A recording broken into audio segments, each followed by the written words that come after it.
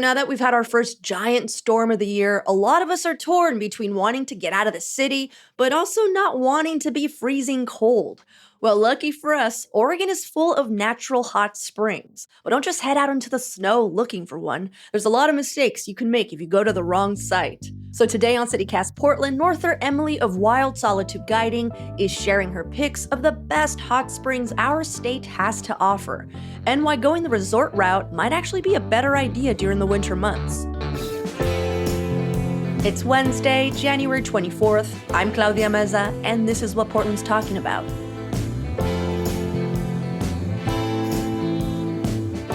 I heard that you have very strong opinions about Bagby. And it was interesting to me because most people, when they're talking about hot springs, they're like, oh, you got to go to Bagby, you got to go to Austin Hot Springs.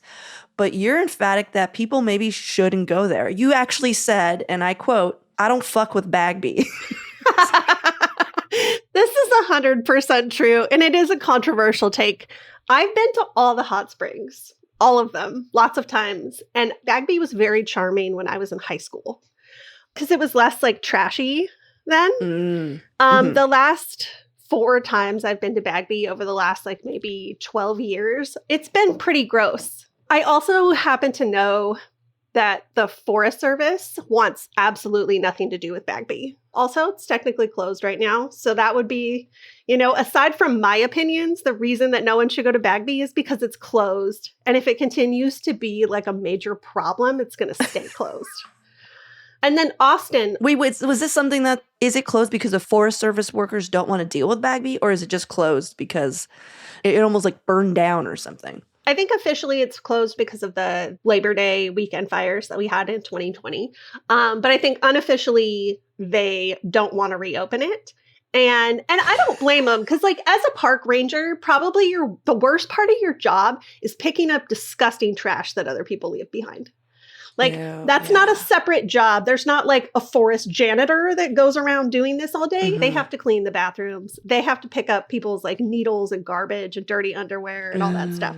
So I heard that they didn't even want to try and protect the structures there during the fire because they're so sick of Bagby. Were they just no, the fires? And they were like, wait, Bagby might go. And they're like, oh no, the fires. And they're just waiting somewhere. They're just perhaps it burns. I don't know, guys. Perhaps it burns. It's just, this is a general rule with any kind of major attraction that's close to town. The closer you are to a population center, the more garbage and bad behavior you're going to find. That's why I love the desert hot springs, because even though people do know about them and go there, they're so far away from any type of city that you just don't get a lot of riffraff. Did you say riffraff? Yeah, totally. God, I love you, Norther. A lot of riffraff. A lot of hot spring riffraff. But sorry, I interrupted you. I want to hear about Austin Hot Springs. So we know about Bagby. It was closed 2020. And, according to you, good riddance.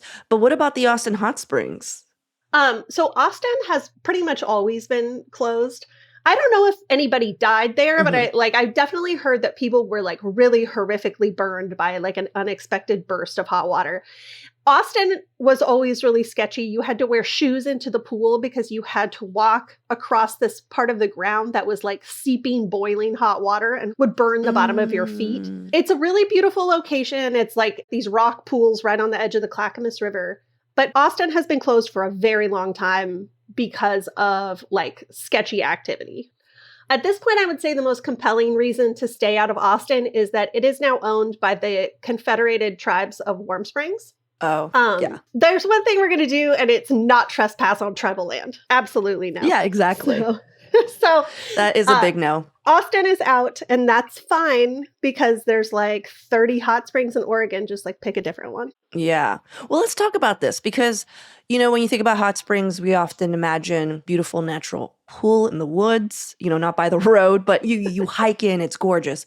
But it's winter, so a lot of these are actually inaccessible. Anything that's located along the bank of a river is going to be flooded out. So McCready Hot Springs is outside of Eugene, Oak Ridge area. That one's right along a river, and the pools will be submerged or they won't be warm enough to be worth soaking in. The ones that are going to be the best for winter soaking are going to be hot springs that have like a pretty short approach that are like well away from another body of water. Umpqua is, I think, Mhm. what everybody's picturing when they picture like a beautiful forested hike and then soaking in a scenic pool. Like, and that's a really good choice if you are like more experienced with winter travel. Like you're a competent snow Mm. driver, you know how to snowshoe, or you know how to look at the terrain once you get there and look at the amount of snow on the ground and make an informed decision about whether or not you're going to be snowshoeing, putting on micro spikes or something else. So I want to pause you there because we have an entire show We do. dedicated to that knowledge. Yeah. That yeah. So if anybody's like, well, how would I know that, Norther? Well, you should listen to our best snowshoeing trails because Norther goes into detail as to how you would know.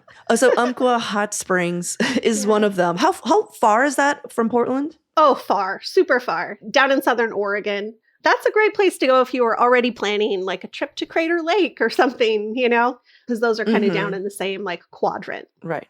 Is there another hot spring we could go to? Are they all going to be in Southern Oregon? Most of them are going to be in Southern Oregon. There are quite a few hot springs in Northeast Oregon, but almost all of them are on private land and like not available for the public to soak in anymore. The desert, like Southeast Oregon, which is my favorite part of Oregon personally, has a lot of hot springs and they also don't receive a lot of precipitation. Yeah, so a good option would be like Antelope Hot Springs, which is on the Heart Mountain Refuge. That's a drive-up one with a little campground. If you Google best free campgrounds in Oregon, that one's at the top of the list.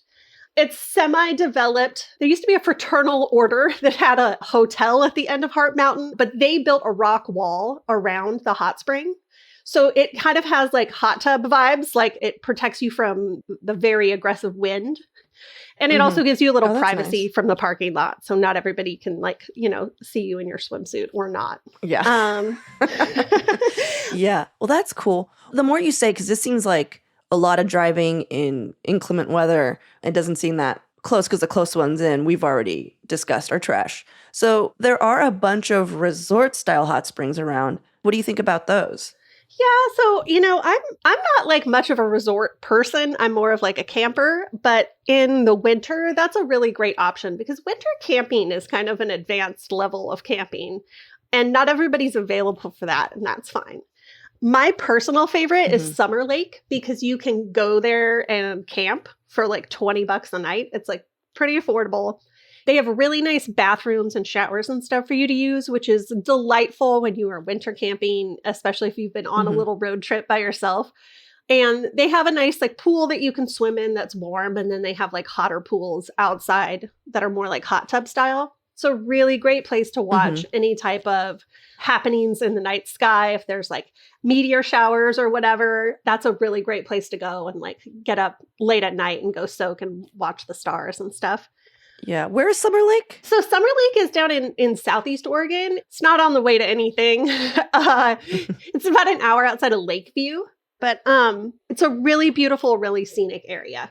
So that's a really good choice that would work for most people. They also do have little like cabins and stuff like that, but it's rustic. It's not super fancy. It's not like what you picture when you think of resort. Yeah. It's about a 6-hour drive to Lakeview. Yeah. So that's a trip. Yeah. It's not a day trip. Keep out the riffraff. Yo, I heard you also love Hot Lake Springs near La Grande.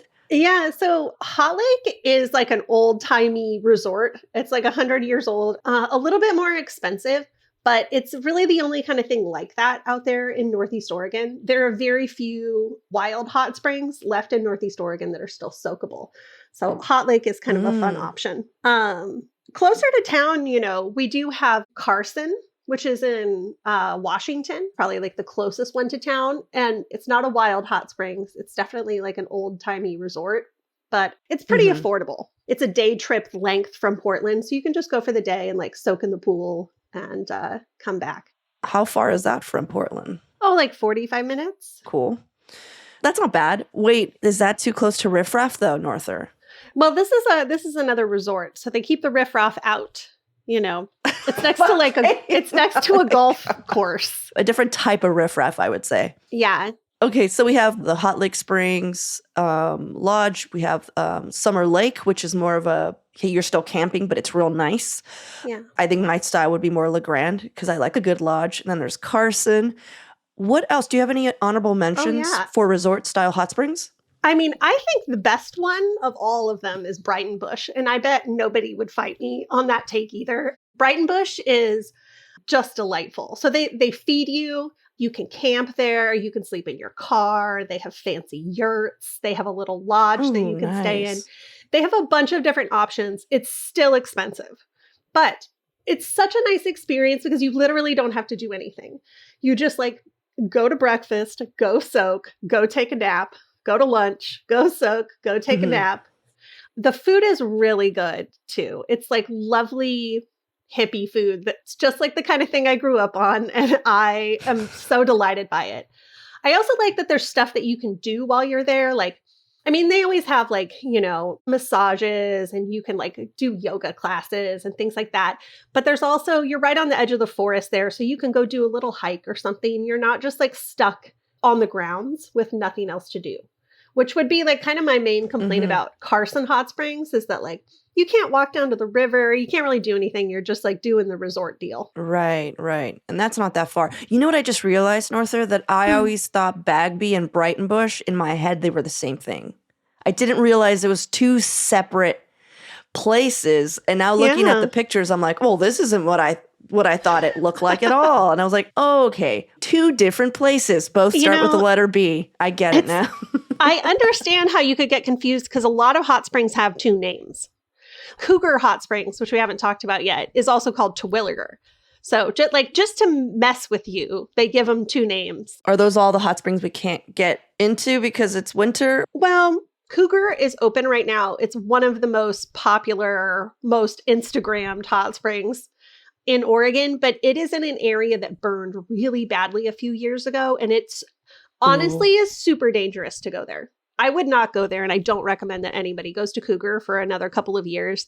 They're having like landslides. Okay. A friend of a friend got trapped up the road by a landslide for a couple days.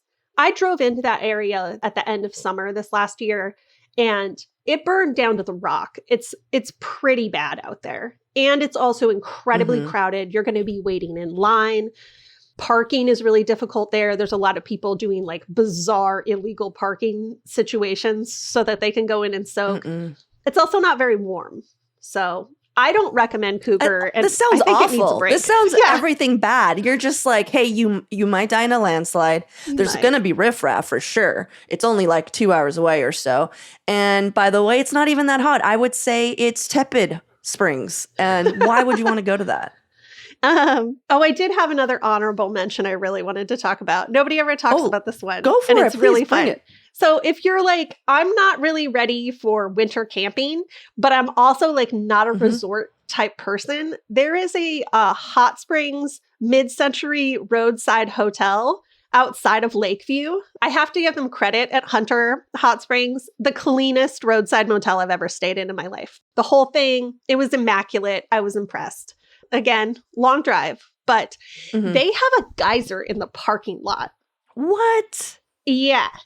It's not a natural geyser. I think they were drilling for cold water and they accidentally hit this pocket of hot water. So they have this like intermittently active hot geyser. It looks like a fountain. When I drove up, I was like, oh, they have a fountain in the pond. And then I read a little more and I was like, are you kidding me? That's a real geyser. I stayed in a lot of like weird 60s motels in my day. And that one was really, really clean. And the water is nice. It's a nice temperature. It's not too hot, not too cold. It was lovely. And there's a geyser in the parking lot. You just can't beat it. That's awesome. It's not that far from all the other hot springs we talked about in Southeast Oregon too. So for a lot of people, that's why that's their introduction to that area of Oregon is that they like go on a little hot springs road trip where they like go to like 5 or 6 or 10 different hot springs. All right, let's take a quick break here. And when we come back, what to wear, what to bring, and how to behave properly in a public hot spring.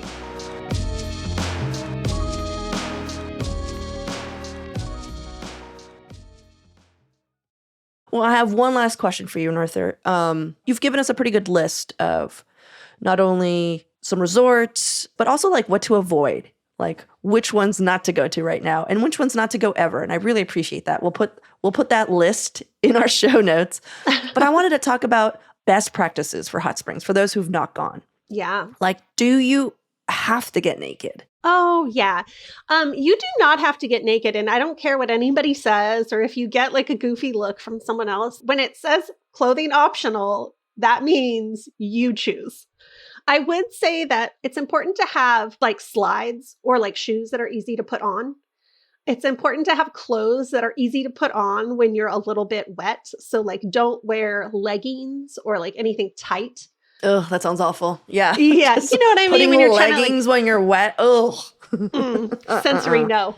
Yeah, so get like a nice loose fitting pair of pants, like a sweatsuit or, something like that. Make sure that you have a little dry bag to put your keys in your wallet or any like important items in, even if it's a Ziploc.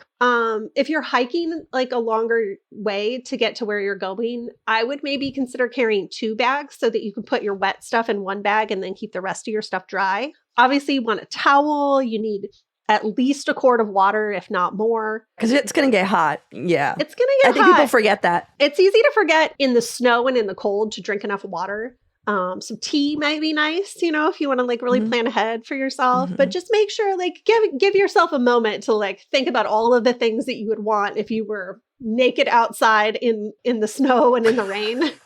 Are there certain things that you're able to do and not do, where people aren't going to think you're being weird?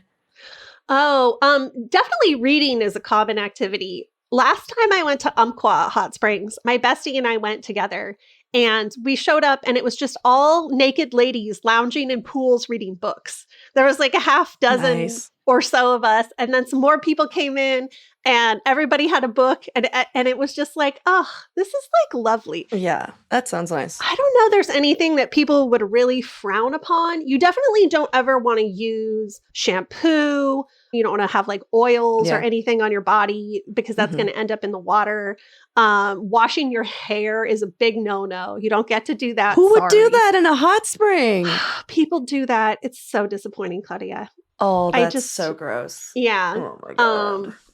People like sometimes like to party at the hot springs and that's like not really cool. Like if you're going to like be chill and smoke a little joint and like mind your business, that's one thing. But like nobody likes the guy who's guzzling whiskey and smoking DMT at the hot springs. He's not cool. He's probably at Bagby right now. But don't be that guy. Don't be that guy. And again, once more, trashing Bagby. Can I ask a quick question? Okay. Yeah. Sometimes when I go places, I like to put soup in a bag. Could I put this bag of soup in the hot spring and heat it up while I'm eating? No. No food in the hot spring. No. Oh, no food in the hot spring. So No you food can't, it can't be like what if it's like a self-contained hot pot? Can The tofu's going nowhere near you. Can I ask why you're not using a thermos? I mean, I get a thermos, but the thermoses get cold, Okay, so no bags of soup. Okay. No, you can't use it for heating up food. I think people would definitely judge you for that, and they may ask you to stop. Even though it's clean, and I believe you. What about a sandwich? I would not eat in the hot springs. I would just not eat. Okay, no eating in the hot spring. This is good to know. What if like a little piece of food falls out of the back of your sandwich, and then we have like a little piece of cheese floating by? Like nobody wants that. I was just curious because sometimes, it's just real nice when you're in a hot tub and you're just like, oh, and I'm going to eat some chips and drink a little champagne. And I'm just like, could that carry over? No. Okay, good to know. No chips. All right, that's all. I'm glad you asked that question, though, because other people might wonder, and it had never crossed my mind. So to bring a bag of soup to the hot springs? Yeah. Okay. Yeah. Well, it's good to know. All right. Well, all my questions have been answered. Thank you, Arthur. I appreciate it. Did we not hit something that you wanted to make sure that we know before we go into these hot springs? I think we covered all the things that people need to know.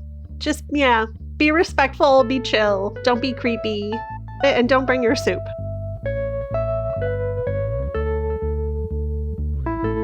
And now for your microdose of news. There is yet another plan being discussed for the Lloyd Center Mall. This time, it includes demolishing the old Nordstrom that's been closed since 2015 and turning it into an entertainment venue. Okay, so the Lloyd Center so far now has loose plans for what? A baseball stadium, affordable housing, and now this. All right, we'll see. And 2 middle schools in Portland will remain closed until the middle of February after pipes burst. Markham Elementary and Gray Middle School suffered the most extensive damage during the storm. The district said it doesn't have yet a complete plan for how to resume instruction for the hundreds of students affected. I have a plan. What if the Lloyd Center was also 2 middle schools? I don't know. What else, you guys? Come on, throw it in. For even more local news and events, sign up for our daily newsletter, Hey Portland. We'll throw a link in the show notes.